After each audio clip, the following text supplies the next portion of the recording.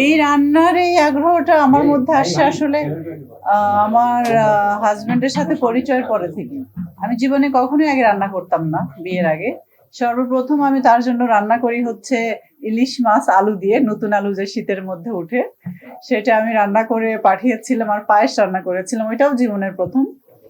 তো বা আমি যখন অফিসে তাকে খাবারটা পাঠাই, সে খাওয়ার পর আমাকে ফোন করে বলেছিল মনে হলো যে আমার মায়ের হাতের রান্না খেলাম, ইলিশ মাছটা এত মজা হয়েছে। এগুলো আমি কি বলো আল্লাহ, আমি তো খুব ভয় পাচ্ছিলাম যে কেমন হবে না হবে, এই প্রথম রান্না করেছি।